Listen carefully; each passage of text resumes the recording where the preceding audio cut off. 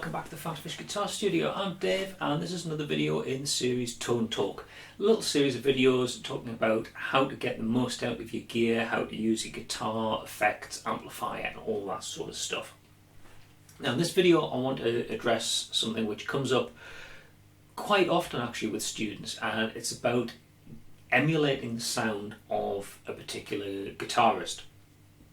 Now I'm all for the idea of listening to other guitar players and like sort of analysing their tone and thinking, what is it about that particular guitar sound that I like? Why does it work so well in a particular context? And then sort of taking those ideas and potentially incorporating them into my own, my own rig. But something I see quite often is people who want to completely replicate the sound of a particular guitarist. I remember one guy came to me like off online tuition a few years ago, and he was obsessed with Metallica and he wanted to get Kirk Hammett's sound, and he was like, I need to know what gear Kirk Hammett uses, and I know a little bit. He's using these particular amplifiers, ESP guitars, EMG pickups, all that sort of stuff. And he would go away and he's obviously buying guitars and buying pickups and all sorts of stuff. He said, this still doesn't sound like Kirk Hammett, and how should I be setting my effects, and what effects should I use, what settings should I have on the amplifier? And I could give general guidance, but I quite quickly realised that he was wanting to absolutely replicate the sound, and that's the wrong thing to do, and it's wrong for two reasons, and I'll explain why. First reason is you're never going to do it. You are never going to be able to replicate the sound of somebody else's guitar, even if you use exactly the same guitar, same pickups, same strings, same amplifier, same pedals, settings, everything, because there's so many factors involved in a guitar sound, and some of them are the ones that you can't buy. The way you hold the guitar, the way you approach it, sometimes even your mood, the way that you hit the strings or you approach the guitar will affect the overall sound. Now some things affect the sound more than others. If I've got a guitar sound, say like this,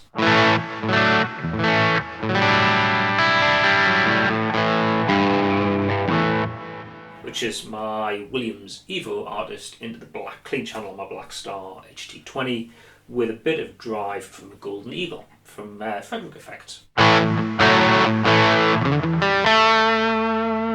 Now I can come along with something else, like I could put an Angry Charlie pedal in there as well.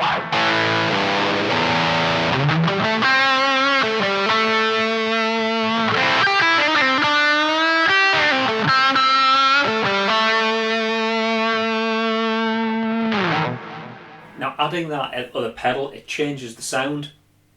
And to be honest, I bought that pedal because I know another guitarist who uses the Angry Charlie and I love the sound he gets with it and I want it in my rig. But I knew when I bought that pedal I'm not going to get his sound. I'm going to get the sound of me playing through an Angry Charlie. So you had two sounds there, one with just the Golden Eagle, one with the Golden Eagle and the Angry Charlie. But there's a whole lot of other stuff there. Hopefully it still kind of sounded like me. You've got factors that affect your tone. I think I talked about this in another Tone Talk video. All these different things on the guitar. The pickups are probably the most crucial in an electric guitar, but there's all the other things about the way the guitar's built.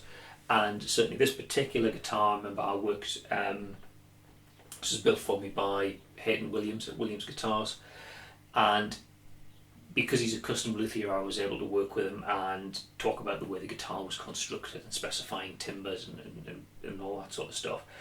But by talking to him, I kind of understand much more about the way the guitar's built, and I understand what's happening in this bolt-on neck, about the way the neck joint's constructed. There's a couple of little tricks that he's got in here which give it a very lively, very sustaining sound.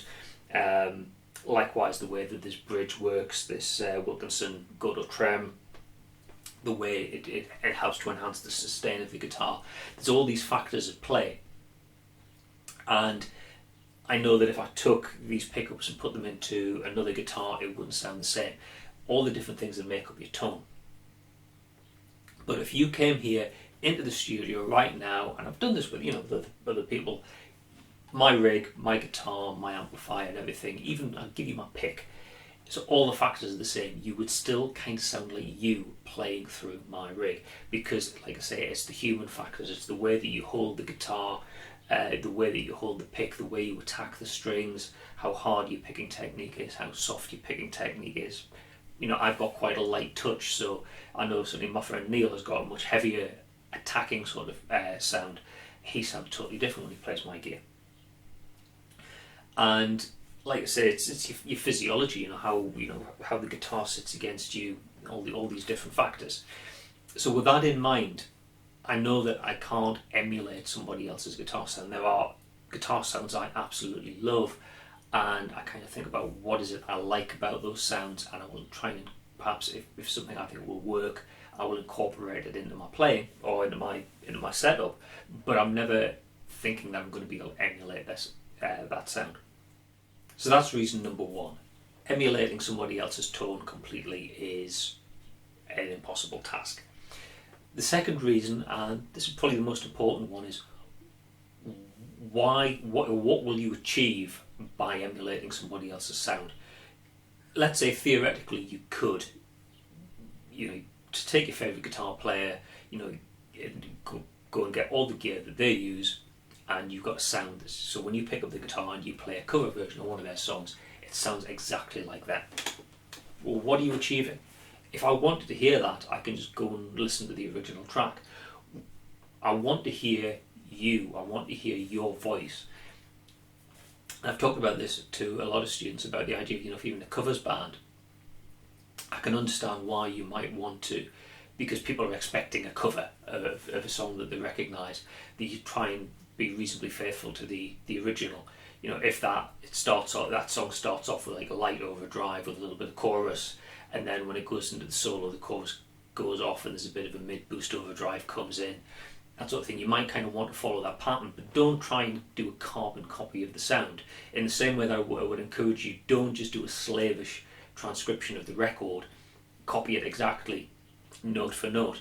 You might want to kind of stay with the main theme for the body of the song, but when you get to a solo, improvise it, come up with your own solo, do something to make the song your own. And it's the same with the sound. I want to hear your sound, I want to hear your voice and how you interpret it. So, if the song is basically, like I say, a light overdrive going into a heavy overdrive, then use the pedals or the amp settings or whatever that gives you a light overdrive and then a heavier overdrive. But don't obsess about replicating somebody else's tone. Come up with your own sound. Be creative and let me hear you.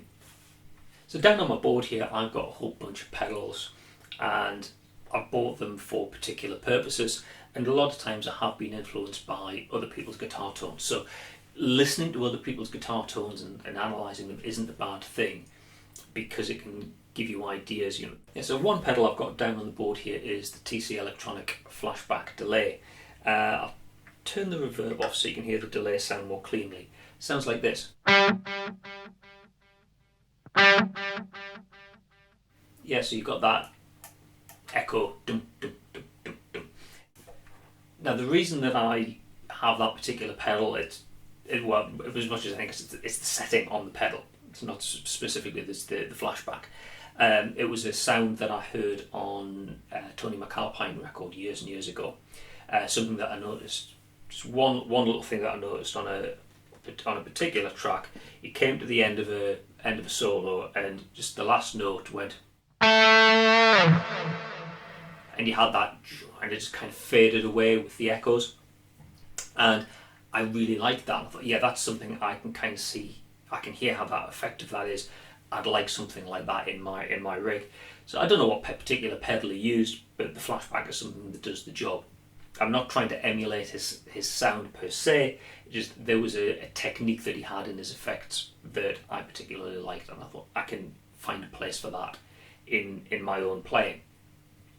Likewise, guitar sound that I really like is AC/DC, and the sound that Angus and Malcolm get with that. It's like clean overdrive. It's the amps just breaking up. It's a lovely sound. And I often use like a Strat with slightly lower output pickup, so it's not going to really drive the amp. something like a transparent overdrive like that Golden Eagle works really well just to give you that slightly crunchy, slightly breaky up sound, and in certain contexts it works really well. But I'm not trying to be Angus Young or anything like that. I just think I've heard the idea of using a light, just breaking up overdrive and incorporate a sound like that in my own playing in a particular context. It works for me. So the moral of the story is, listen to other guitar players and the effects that they're using, and think about the type of pickups they use in the guitars, maybe amplifier settings, pedal boards and whatnot. There's so many videos out there on YouTube, like rig rundowns and so on, where you can get this information. So think about what they're using and how they sound, and what you like about the sound, and what you might want to incorporate in your own voice. But don't copy it slavishly. Come up with a sound of your own, based around your guitar, the way you hold it, the way you play it, the way you interact with your bandmates, and have your own voice. Don't imitate. Be yourself. Be an individual. Okay, that's all for now. Hopefully you found that useful. If you did, please click like down there. If you really enjoyed it, please click subscribe, and you'll be notified of all the other videos that I upload onto the YouTube channel. If you want to leave a comment down below, you're welcome to, but if you've got a specific question that you want to ask me, whether it's about effects and guitar equipment, or if it's about guitar playing, music theory, anything at all, it's probably better to go here, fill that form in, and send your question in through that. I don't always see comments on YouTube videos, but I am guaranteed to see questions if you send them in through that form. Okay, that's all for now. Thanks very much for watching, and I'll see you next time. Bye for now.